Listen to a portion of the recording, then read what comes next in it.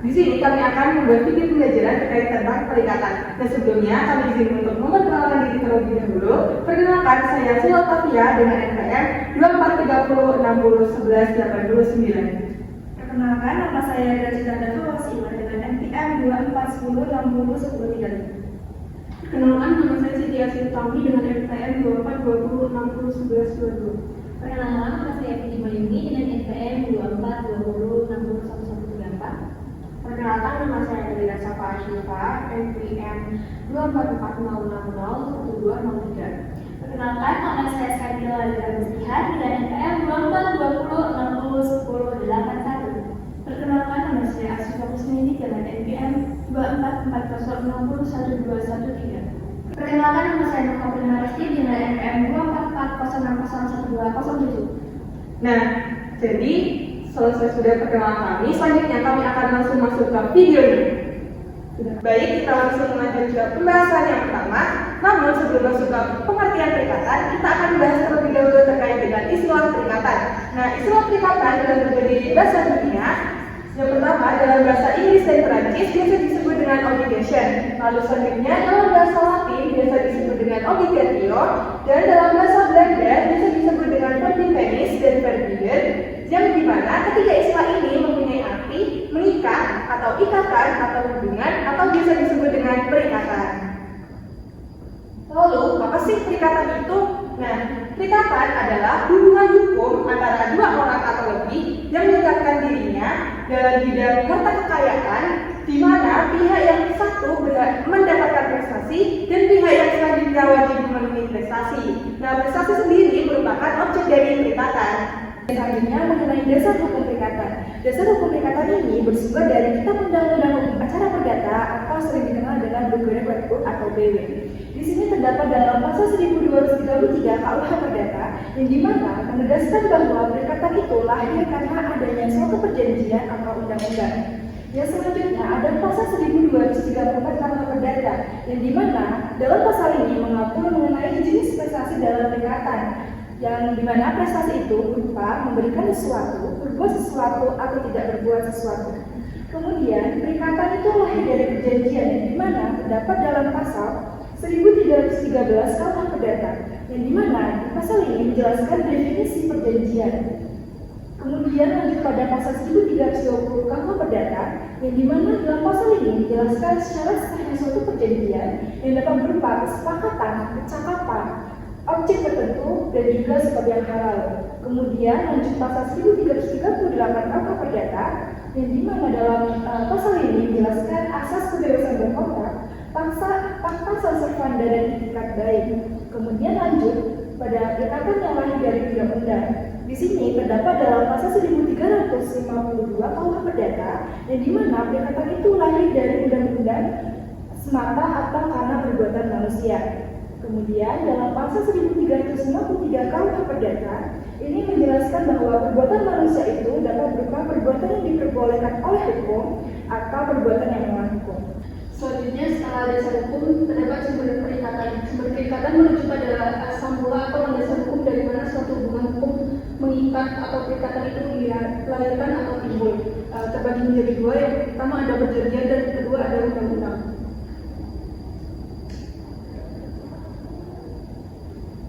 Perjanjian atau persetujuan. Perikatan timbul karena kesepakatan antara dua pihak atau lebih. Dasar hukumnya terdapat pada pasal 1313 KUH Perdata mendefinisikan bahwa suatu perjanjian adalah perbuatan dengan mana satu orang atau lebih mengikatkan dirinya terhadap satu orang lain atau lebih.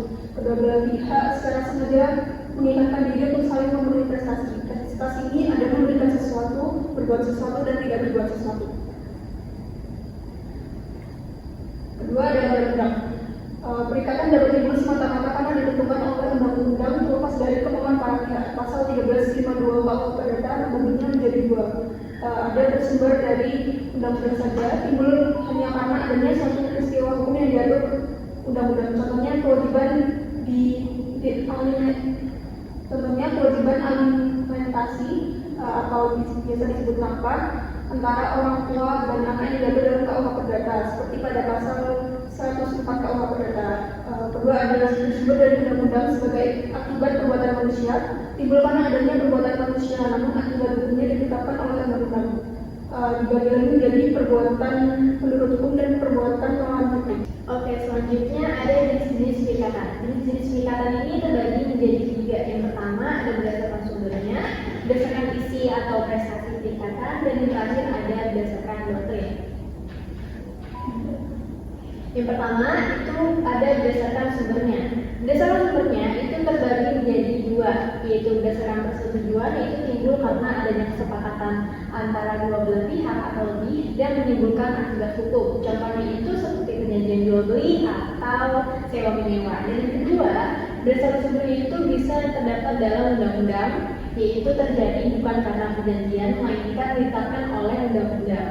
Nah, berdasarkan undang-undang ini terbagi menjadi 2 lagi. Yang pertama itu ada undang-undang semata, itu misalnya ada sebuah kewajiban orang tua untuk menafkahi anaknya, dan yang kedua ada undang-undang dan perbuatan manusia yang dapat bersifat melawan hukum dan juga bersifat menurut hukum. Dan yang kedua ada perikatan berdasarkan isi atau prestasi perikatan. Itu terbagi menjadi 3. Yang pertama ada memberikan sesuatu, yaitu contohnya menyerahkan barang atau uang dalam perjanjian. Dan yang kedua ada berbuat sesuatu, contohnya itu seperti memperbaiki mobil atau memberikan suatu jasa. Dan yang ketiga itu ada tidak berbuat sesuatu, contohnya seperti tidak membuka usaha sejenis dalam jangka waktu tertentu. Dan yang terakhir itu ada perikatan berdasarkan doktrin. Yang pertama itu ada perikatan perdata dan perikatan alamiah. Yang kedua ada perikatan pokok dan perikatan aksesori. Yang ketiga ada perikatan primer dan perikatan sekunder. Yang keempat ada perikatan sepintas dan perikatan yang memakan waktu. Yang kelima ada perikatan positif dan perikatan yang negatif. Yang keenam ada perikatan kalkulatif dan perikatan alternatif. Dan yang terakhir ada perikatan yang dapat dibagi dan perikatan yang tidak dapat dibagi. Baik, selanjutnya kita akan masuk ke dalam ketentuan-ketentuan umum. Di sini terdapat unsur-unsur dari perikatan. Hal ini menunjukkan apa saja yang bisa membentuk hubungan hukum antara kedua belah pihak. Yang pertama ada hubungan hukum antara dua pihak, yaitu adanya ikatan yang diakui dan bisa dituntut secara hukum. Kemudian adanya subjek hukum, di mana di sini ada kreditur, merupakan pihak yang bisa menuntutkan haknya, dan ada debitur, yaitu merupakan pihak yang memiliki kewajiban untuk memenuhi suatu prestasi. Kemudian ada yang prestasi, di mana prestasi ini bisa memberikan sesuatu, berbuat sesuatu, atau tidak berbuat sesuatu.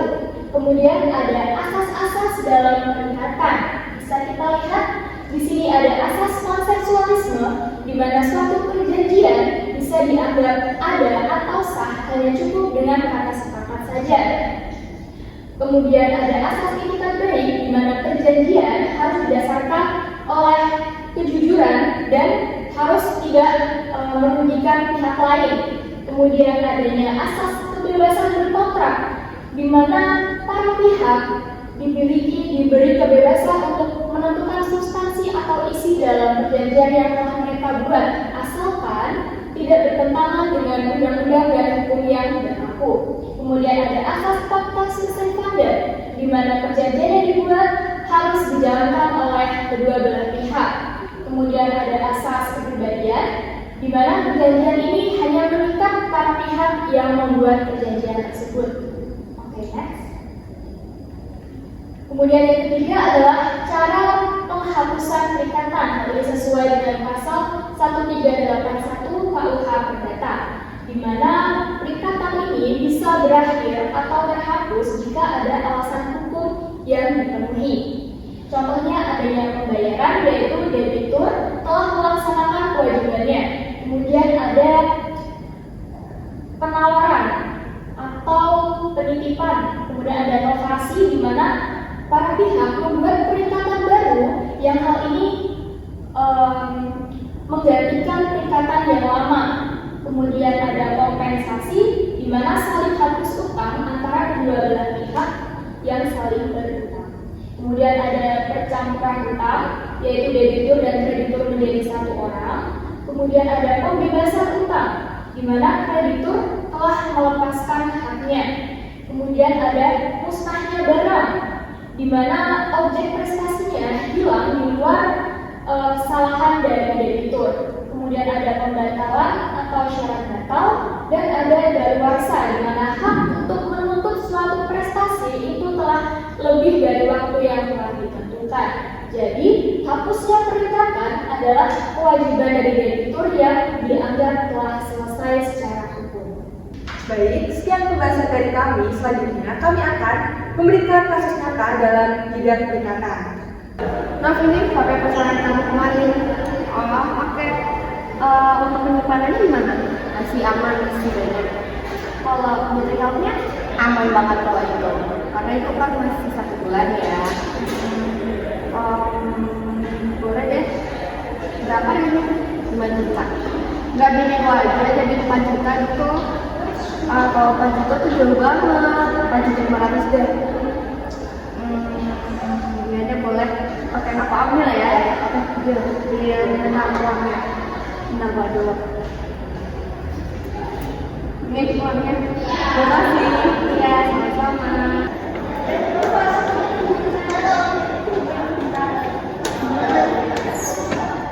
Kamu punya uang nggak? Buat apa? Buat benerin HP itu yang rusak. Aku berhenti transfer. Oh, butuh uang berapa? Sekitar 400. Kamu ada nggak? Enggak. Ada sih. Boleh pinjam nggak? Aku kembaliin 2 minggu lagi. Oke, boleh. Oke, dua aja. Beneran nih nggak apa-apa. Enggak, enggak apa-apa, dua aja. Aku pinjam ya, Nov. Oke, yaudah duluan ya. Ya, makasih. Makasih. Benar kok di sini buka kos putri. Kita butuh 3 kamar. Masih ada yang kosong nggak, Bu? Kebetulan ada nih kos 3 kamar yang di sini. Per bulannya berapa? Bulannya di sini 1 juta. Berapa kamar kos di sini? Ada 3 kamar juga. Kalau mau bisa bayar selama 3 bulan, bayar 1 bulan. Nggak bisa juga kalau selama 3 bulan ini pindah-pindah. Nanti langsung 3 bulan ya. Iya, bisa 3 bulan. Ya udah deh, boleh. Boleh, kita bertiga mau pas di sini ya. Nanti biar ini ya sarapannya di besok ya, biar enak. Ya, terima kasih ya, Bu. Cip, kamu buka jasa desain nggak? Enggak. Aku butuh banget, tolongin dong. Emang mau desain apa? Mau pamflet yang buat kewirausahaan itu loh. Boleh. Tapi ada biayanya kan desain. Oh iya, jelas dong. Emang berapa? Biasanya sih sekitar 100. Mahal banget, harga temen lah, 70. Ya nanti ya kalau udah jadi. Oke, apa yang aku butuhin? Nanti kamu kirim aja isi pamfletnya ke aku. Oke, kasih ya. Iya, sama-sama. Nah, selesai sudah video dari kami. Semoga bisa bermanfaat untuk kita semua. Kurang lebihnya mohon maaf kalau tidak ada salah kata atau tutur kata yang salah. Wassalamualaikum warahmatullahi wabarakatuh.